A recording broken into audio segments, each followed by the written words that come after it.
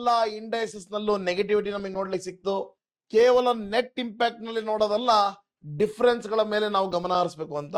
Option sellers ಯಾಕೆ ದುಡ್ಡು ಮಾಡ್ತಾರೆ ಅಂದ್ರೆ,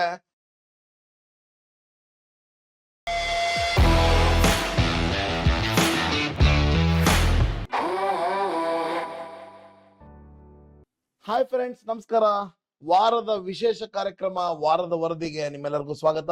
ನಾನು ನಿಮ್ಮ CA ದಯಾನಂದ್ ಮುಂಗಾಳೆ. ಸ್ನೇಹಿತರೆ, ಮೊದಲನೇದಾಗಿ 80ನೇ ಸ್ವತಂತ್ರ ದಿನಾಚರಣೆಯ ಒಂದು ಶುಭಾಶಯಗಳು ನಿಮ್ಮೆಲ್ಲರಿಗೂ ಹೇಳಲಿಕ್ಕೆ ಇಷ್ಟಪಡ್ತೀನಿ. Now let us start the weekly analysis. ಎಲ್ಲಾ ಇಂಡೈಸಸ್ ನಲ್ಲೂ ನೆಗೆಟಿವಿಟಿ ನಮಗೆ ನೋಡ್ಲಿಕ್ಕೆ ಸಿಕ್ತು. ನಿಫ್ಟಿನಲ್ಲಿ 0.83% ಫಾಲ್, ಬ್ಯಾಂಕ್ ನಿಫ್ಟಿನಲ್ಲಿ 0.44% ಫಾಲ್ ಹಾಗೂ ಸೆನ್ಸೆಕ್ಸ್ ನಲ್ಲಿ 0.62% ಫಾಲ್. ಸ್ನೇಹಿತರೆ, ಪ್ರತಿ ಬಾರಿ ನಾನು ಹೇಳ್ತಾ ಇರ್ತೀನಿ, ಕೇವಲ ನೆಟ್ ಇಂಪ್ಯಾಕ್ಟ್ ನಲ್ಲಿ ನೋಡೋದಲ್ಲ, ಡಿಫರೆನ್ಸ್ ಗಳ ಮೇಲೆ ನಾವು ಗಮನ ಹರಿಸಬೇಕು ಅಂತ. ಸೊ ಹಾಗಾದ್ರೆ ನಿಫ್ಟಿನಲ್ಲಿ ಹೈ ಮತ್ತೆ ಲೋ ಮಾರ್ಕ್ ಮಾಡಿದಾಗ ಡಿಫರೆನ್ಸ್ ಬರ್ತಕ್ಕಂಥದ್ದು 355. ಹೋದ ವಾರದ ವರದಿ ನೋಡಿದಾಗ ನಾನು ಹೇಳಿದ್ದೆ, ಮುಂದಿನ ಒಂದು ವಾರದಲ್ಲಿ ಒಂದು at the money call cell put cell ನೋಡಿದಾಗ 357 ರೂಪಾಯಿ ನಮಗೆ ಸಿಗ್ತಾ ಇತ್ತು. ಸೊ ನೋಡಿ, ಫೈನಲಿ ಇವತ್ತು ಮಾರ್ಕೆಟ್ ಕ್ಲೋಸ್ ಆಗಿರ್ತಕ್ಕಂಥದ್ದು 204 ಪಾಯಿಂಟ್ಗಳು ಡೌನ್ ಆಗಿರ್ತಕ್ಕಂಥದ್ದು. ಆಪ್ಷನ್ ಸೆಲ್ಲರ್ಸ್ ಯಾಕೆ ದುಡ್ಡು ಮಾಡ್ತಾರೆ ಅಂದ್ರೆ, ಇಸ್ಕೊಂಡಿರ್ತಕ್ಕಂಥದ್ದು 357 ರೂಪಾಯಿ, ಲಾಸ್ ಆಗಿರ್ತಕ್ಕಂಥದ್ದು ಕೇವಲ 204 ರೂಪಾಯಿ. ಆದ್ರೆ ಡಿಫ್ರೆನ್ಸ್ 153 155 ರುಪೀಸ್ ಸಿಂಪಲ್ ಆಗಿ ಯಾರ್ದೋ ದುಡ್ಡು ನಮಗೆ ಬಂದಿರ್ತಕ್ಕಂಥದ್ದು. So the chances, the probability of making money is more with the option sellers. Yes ಸ್ನೇಹಿತರೆ, ಹಾಗಾದ್ರೆ ನಿಫ್ಟಿನಲ್ಲಿ ಹೈ ಮತ್ತೆ ಲೋ ಮಾರ್ಕ್ ಮಾಡಿದಾಗ 355 ಪಾಯಿಂಟ್ಸ್ ಗ್ಯಾಪ್ ಇದೆ. ಇನ್ನು ಬ್ಯಾಂಕ್ ನಿಫ್ಟಿನಲ್ಲಿ 857 ಪಾಯಿಂಟ್ಸ್ ಹಾಗೂ ಸೆನ್ಸೆಕ್ಸ್ ನಲ್ಲಿ 1179 ಪಾಯಿಂಟ್ಗಳು. ಅದಾದ ನಂತರ ಇಂಡಿಯಾ ವಿಕ್ಸ್ ನೋಡಿದಾಗ ಒಂಥರ ಆಶ್ಚರ್ಯಕರ ಅನ್ಸುತ್ತೆ. ಇಂಡಿಯಾ ವಿಕ್ಸ್ 7% ನಷ್ಟು ಕಡಿಮೆ ಆಗಿದೆ, ಆದರೆ ಮಾರ್ಕೆಟ್ ಕೂಡ ಕಡಿಮೆ ಆಗಿದೆ. ಇದೊಂಥರ ವಿಚಿತ್ರವಾದಂತಹ ಒಂದು ಸಂಬಂಧ ಅಂತಾನೆ ಹೇಳ್ಬಹುದು. ಯಾಕಂದ್ರೆ ಮೇಲೆ ಹೋಗ್ಬೇಕಾಗಿತ್ತು ನಿಫ್ಟಿ, ಆದ್ರೆ ಕೆಳಗೆ ಬಿದ್ದೋಗಿದೆ. ಎಸ್, ಹಾಗಾದ್ರೆ ಮುಂದಿನ ವಾರದಲ್ಲಿ ಒಂದು ಅಬ್ನಾರ್ಮಲಿಟಿ ಕೂಡ ನಮಗೆ ನೋಡ್ಲಿಕ್ಕೆ ಸಿಗಬಹುದು ಅನ್ನೋದು ಒಂದು ಅರ್ಥ ಇದೆ.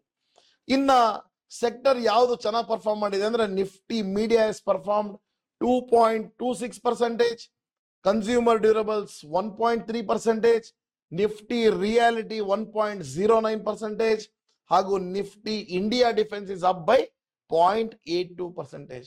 ಹಾಗಾದ್ರೆ ಕಳಪೆ ಪ್ರದರ್ಶನ ತೋರಿಸಿರ್ತಕ್ಕಂತಹ ಸೆಕ್ಟರ್ ಯಾವುದು ಅಂದ್ರೆ, that is the metal sector.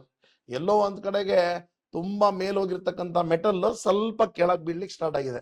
S, it has fallen by 1.88%. Nifty commodities is down by 1.69%. Nifty FMCG ಕೂಡ has fallen by 1.66%. Auto sector 1.48% ಹಾಗೂ ನಿಫ್ಟಿ ಹೆಲ್ತ್ ಕೇರ್ ಕೂಡ ಬಿದ್ದೋಗಿದೆ by 1.22%. ಸ್ನೇಹಿತರೆ, come on, let us quickly look at the commodities.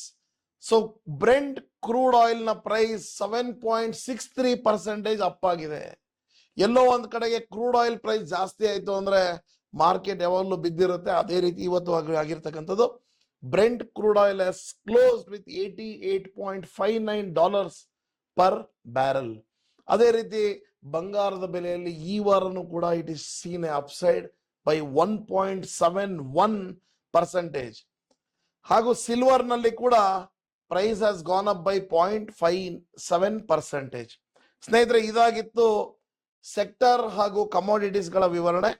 ಈಗ heavy weightage stocks ನಲ್ಲಿ ಏನಾಗಿದೆ ಅಂತ ನೋಡಿದಾಗ, HDFC bank ದೊಡ್ಡಣ್ಣ ಅಂತ ಅನ್ಸ್ಕೊಂತಕ್ಕಂಥದ್ದು, it has fallen by 0.55%.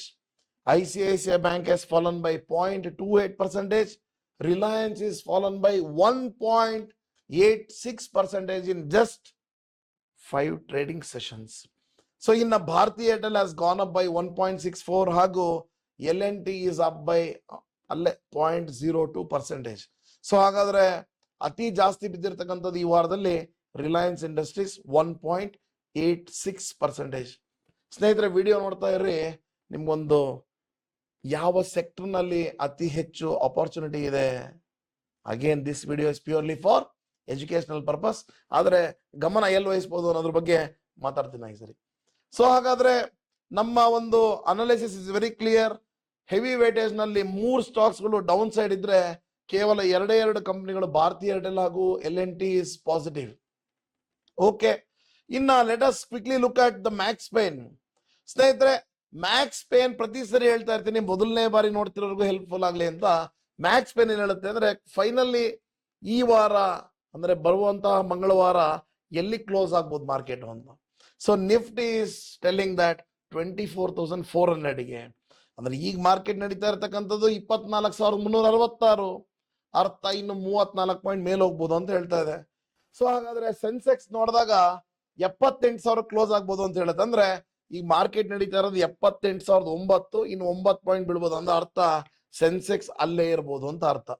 So ಇನ್ನ ಬ್ಯಾಂಕ್ ನಿಫ್ಟಿ ನೋಡಿದಾಗ 57,700 is the Max pain. It says that market ಇನ್ನು 46 ಪಾಯಿಂಟ್ ಕರೆಕ್ಷನ್ ಆಗ್ಬೋದು ಅನ್ನೋದು ಕ್ಲಾರಿಟಿ ನಮಗೆ ಸಿಗ್ತಾ ಇದೆ. ಸ್ನೇಹಿತರೆ, ಹಾಗಾದ್ರೆ ಹೈಯೆಸ್ಟ್ ಓಪನ್ ಇಂಟ್ರೆಸ್ಟ್ ಎಲ್ಲಿ ಕ್ರಿಯೇಟ್ ಆಗಿದೆ ಅಂತ ನೋಡಿದಾಗ ನಿಫ್ಟಿಯ ಕಾಲ್ ಸೈಡ್ ನಲ್ಲಿ ಹೈಯೆಸ್ಟ್ ಓಪನ್ ಇಂಟ್ರೆಸ್ಟ್ ಕ್ರಿಯೇಟ್ ಆಗಿರೋದು 24,500ಗೆ. ಪುಟ್ ಸೈಡ್ ನಲ್ಲಿ ಫಾರ್ಮ್ ಆಗಿರ್ತಕ್ಕಂಥದ್ದು 24,000. So as per the open interest 24,500, 24,000 looks to be heavy support and resistance. ಈಗ ನಡೀತಾ ಇರ್ತಕ್ಕಂಥದ್ದು 24,366. ಅರ್ಥ ಏನು? ಇನ್ನೊಂದು 144 ಪಾಯಿಂಟ್ ಮೇಲೆ ಹೋಗ್ಬೋದು. ಹೋದ್ರ ಮೇಲೆ ಇನ್ನ ಕೆಳಗಡೆ ಬಿದ್ರೆ 366 ಪಾಯಿಂಟ್ ಕೆಳಗೆ ಬೀಳ್ಬೋದು ಈ ವಾರದಲ್ಲಿ ಅನ್ನೋದು ಇದರ ಒಂದು ಅರ್ಥ. ಇನ್ನ ಸೆನ್ಸೆಕ್ಸ್ ನೋಡಿದಾಗ highest open interest is farming at 80,000 and put side ನೋಡಿದಾಗ 78,000. ಬ್ಯಾಂಕ್ ನಿಫ್ಟಿ ನೋಡಿದಾಗ ಸ್ನೇಹಿತರೆ 58,000 on the call side, 57,000 on the put side. ಈಗ ಸದ್ಯಕ್ಕೆ ಮಾರ್ಕೆಟ್ ಕ್ಲೋಸ್ ಆಗಿರ್ತಕ್ಕಂಥದ್ದು 57,746. ಅರ್ಥ ಏನ್ ಹೇಳ್ತಾ ಇದೆ? ಸ್ವಲ್ಪ ಮೇಲೆ ಹೋಗ್ಬೋದು ಅಷ್ಟೇ, ಬಿದ್ರೆ 1.25% ಬೀಳಬಹುದು. This is the indication. Yes ಸ್ನೇಹಿತರೆ, ಹಾಗಾದ್ರೆ ಟಾಪ್ ಗೇನರ್ ಯಾರಿದ್ರು, ಟಾಪ್ ಲೂಸರ್ಸ್ ಯಾರಿದ್ರು ಅಂತ ನೋಡಿದಾಗ ಈ ವಾರದಲ್ಲಿ 50 ಕಂಪನಿಗಳಲ್ಲಿ ನಿಫ್ಟಿ 50 ನಲ್ಲಿ 50 ಕಂಪನಿಗಳನ್ನು ಒಳಗೊಂಡಿರ್ತಕ್ಕಂಥ ಒಂದು ನಿಫ್ಟಿ 50 ನೋಡಿ, 36 ಕಂಪನಿಗಳು ನೆಗೆಟಿವ್ ನಲ್ಲಿ ಕ್ಲೋಸ್ ಆಗಿದ್ದಾವೆ, 14 ಕಂಪನಿಗಳು ಪಾಸಿಟಿವ್ ನಲ್ಲಿ ಕ್ಲೋಸ್ ಆಗಿರ್ತಕ್ಕಂಥದ್ದು. ಸೊ ಹಾಗಾದ್ರೆ ಹೈಯೆಸ್ಟ್ ಪಾಸಿಟಿವಿಟಿ ತೋರಿಸಿರ್ತಕ್ಕಂಥದ್ದು Bharat electricals, that is 2.44% up. Doctor Reddy's is up by 2.39, Titan is up by 2.33, Bharti Airtel by 1.64 ಹಾಗೂ ಎಟರ್ನಲ್ is up by 1.11 ಹಾಗೂ Bajaj finance is up by 0.83%. ಸ್ನೇಹಿತರೆ, ಇನ್ನ ಫಾಲ್ ಆಗಿರೋದ್ರಲ್ಲಿ ಲೋಯೆಸ್ಟ್ ಮಾರ್ಕೆಟ್ ಕ್ಯಾಪ್ ಇರತಕ್ಕಂತಹ ಮ್ಯಾಕ್ಸ್ ಹೆಲ್ತ್ ಕೇರ್, ಅಂದ್ರೆ ನಿಫ್ಟಿ 50 ನಲ್ಲಿ ಚಿಕ್ಕದು ಯಾವುದು ಅಂತ ನೋಡಿದಾಗ, ಮಾರ್ಕೆಟ್ ಕಂಪನಿ ಕ್ಯಾಪ್ ಇರತಕ್ಕಂಥದ್ದು ಯಾವುದು ಅಂತ ನೋಡಿದಾಗ that is Max Health Care. It is fallen by 5.74%. ಇನ್ನ cement company UltraTech cement has fallen by 4%. TCS, Tata Motors passenger vehicle, SBI life insurance, Jio finance ಇದೆಲ್ಲದು ಕೂಡ more than 3% it has fallen. Yes ಸ್ನೇಹಿತರೆ, ಹಾಗಾದ್ರೆ ಈಗ ನಮ್ಮ ಮನಸ್ಸಲ್ಲಿ ಮೂಡ್ತಕ್ಕಂಥದ್ದು, ಸರ್ ಈ ಲೋ ಫಾರ್ಮ್ ಆಗಿತ್ತಲ್ಲ 52 ವೀಕ್ಸ್ ಲೋ, ಅಲ್ಲಿಂದ ಮಾರ್ಕೆಟ್ ಎಷ್ಟು ಈಗ ರಿಕವರ್ ಆಗಿದೆ ಅಂತ ನೋಡಿದಾಗ it has recovered by 9.84%, my dear friends. ಹಾಗಾದ್ರೆ ಸರ್ ಇನ್ನು ನಿಫ್ಟಿ 50 ಕಂಪ್ನಿಗಳು ಅಥವಾ ಎಲ್ಲ ಕಂಪ್ನಿಗಳು ಸೇರಿ ಏನ್ ಫಾರ್ಮ್ ಆಗಿದೆ ನಿಫ್ಟಿ 50, ಇದು ಇನ್ನು ಆಲ್ ಟೈಮ್ ಹೈ ರೀಚ್ ಆಗ್ಲಿಕ್ಕೆ ಎಷ್ಟು ಗ್ಯಾಪ್ ಇದೆ ಅಂತ ನೋಡಿದಾಗ still there is a gap of 7.61%. So ಈಗ ನಿಫ್ಟಿ ಕ್ಲೋಸ್ ಆಗಿರೋದು 24,366. ಎಲ್ಲಿದ್ದೀವಿ ಅಂತ ಹೇಳಿದ್ರೆ ಎಲ್ಲೋ ಒಂದ್ ಕಡೆ ನೋಡಿದಾಗ ಇನ್ನು ಅಲ್ಲೇ ಇದೀವಿ. ಅಪ್ ಆಗಿರ್ತಕ್ಕಂಥದ್ದು ಕೇವಲ 9.some%, ಇನ್ನು ಗ್ಯಾಪ್ ಇರ್ತಕ್ಕಂಥದ್ದು 7.61%. ಹಾಗಾದ್ರೆ ತಿಂಗಳ ಲೆಕ್ಕಗಳನ್ನು ಹೇಳ್ತಾ ಬರ್ತಾ ಇದ್ದೀನಿ. ಸೊ ಇನ್ನು ನಿಫ್ಟಿನಲ್ಲಿ ಜನವರಿಯಿಂದ ಇಲ್ಲಿ ತನಕ ನೋಡಿದಾಗ still it is in negative by 6.75%. Bank Nifty still negative by 3.51%.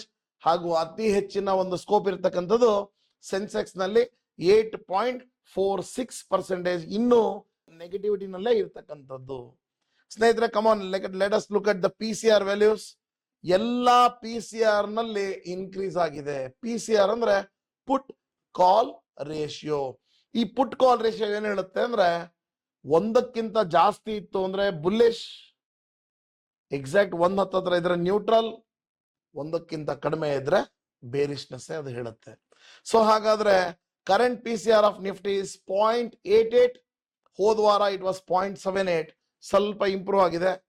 Sensex ನ PCR ವಾಸ್ ಅರ್ಲಿಯರ್ 0.77, ಈಗ 0.99, ಅದರಲ್ಲೂ ಕೂಡ ಇಂಪ್ರೂವ್ಮೆಂಟ್ ಇದೆ. ಹಾಗೂ ಬ್ಯಾಂಕ್ ನಿಫ್ಟಿಯ earlier PCR was 0.74, now it is 0.78. So PCR ನಲ್ಲಿ ಒಂದು ಸ್ವಲ್ಪ ಇಂಪ್ರೂವ್ಮೆಂಟ್ ಕಾಣಿಸ್ಕೊಂಡಿದೆ. ಇದು ದಿಸ್ ಇಸ್ ಗುಡ್ ನ್ಯೂಸ್ ಅಂತಾನೆ ಹೇಳ್ಬೋದು. ಸೊ ಸ್ನೇಹಿತರೆ, ಇನ್ನ let us look at the buildups. ನಾನು ಪ್ರತಿ ಸರಿ ಹೇಳ್ತಾ ಇರ್ತೀನಿ, this is very very important. Yes, ನಾವು ಲೆಟ್ ಅಸ್ ಸಿ. ಸ್ನೇಹಿತರೆ, NSE ಅಲ್ಲಿ ಇರ್ತಕ್ಕಂತಹ 5 ಇಂಡೈಸಸ್ಗಳಲ್ಲಿ 4 ಇಂಡೈಸಸ್ಗಳು ಹೇಳ್ತಾ ಇದಾವೆ ಜಾಸ್ತಿ ಮೇಲೆ ಹೋಗಲ್ಲ, ಹಾಗಂತ ಕೆಳಗ್ ಬೀಳುತ್ತೆ ಅಂತಾನು ಹೇಳ್ತಾ ಇಲ್ಲ. ನೋಡಿ, ನಿಫ್ಟಿ ಹೇಳ್ತಾ ಇದೆ ಲಾಂಗ್ ಬಿಲ್ಡಪ್, ಮೇಲೆ ಹೋಗುತ್ತೆ ನಿಫ್ಟಿ ಹೇಳ್ತಾ ಇದೆ. ಆದ್ರೆ ಬ್ಯಾಂಕ್ ನಿಫ್ಟಿ ಹೇಳ್ತಾ ಇರ್ತಕ್ಕಂಥದ್ದು ಕೆಳಗ್ ಬೀಳುತ್ತೆ.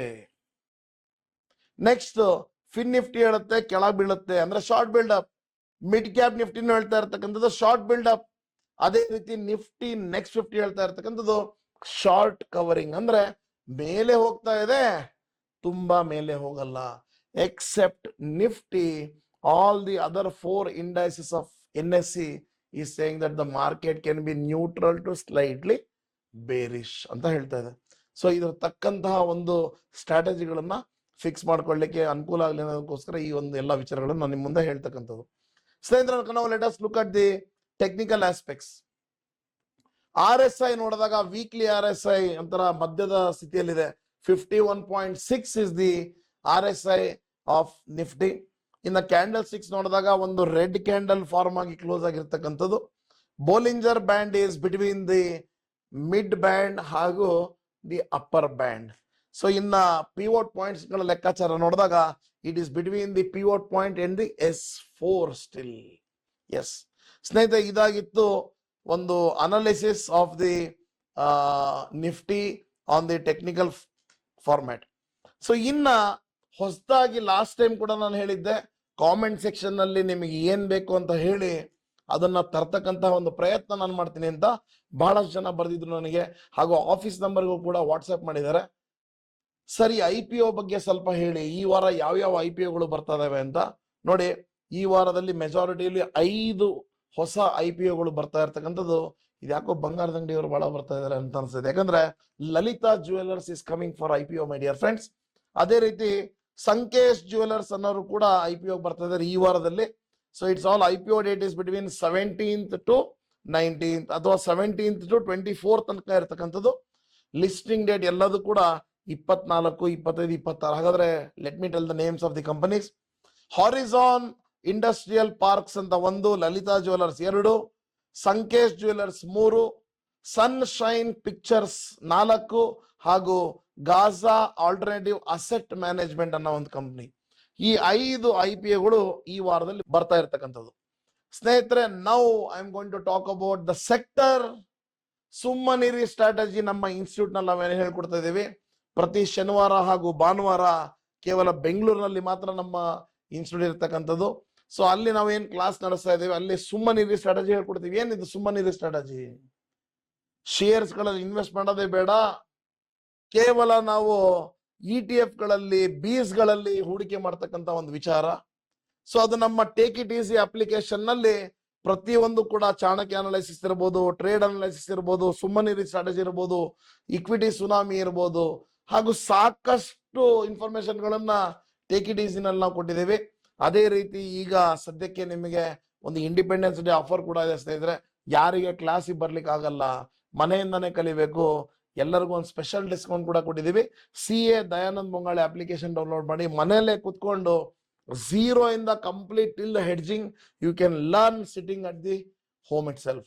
ಸೊ ತಡ ಮಾಡದೆ ಪ್ಲೇ ಸ್ಟೋರ್ಗೆ ಹೋಗಿ CA Dayanand Mongale application download ಮಾಡಿ, ಪ್ಲೇ ಸ್ಟೋರ್ ನಲ್ಲಿ ಹೋಗಿ ಟೇಕ್ ಇಟ್ ಈಸಿ ಕೂಡ ಡೌನ್ಲೋಡ್ ಮಾಡ್ಕೊಳ್ಳಿ. and you can call the below number 6362985767 ನಂಬರ್ಗೆ ಕಾಲ್ ಮಾಡಿ ಫಾರ್ ದಿ ಮೋರ್ ಇನ್ಫಾರ್ಮೇಶನ್. ಸ್ನೇಹಿತರೆ, ನಾವು I am going to talk about highly sold sector ಯಾವುದು ಅಂದ್ರೆ CPSE. ಸರ್ ಏನ್ ಸರ್ ಇದು CPSE ಅಂದ್ರೆ ಸೆಂಟ್ರಲ್ ಪಬ್ಲಿಕ್ ಸೆಕ್ಟರ್ ಎಂಟರ್ಪ್ರೈಸಸ್ ಕಂಪನಿಗಳು. ಸುಮಾರು 11 ಕಂಪನಿಗಳನ್ನು ಒಳಗೊಂಡಿರ್ತಕ್ಕಂತ ಒಂದು ETF ಇದು.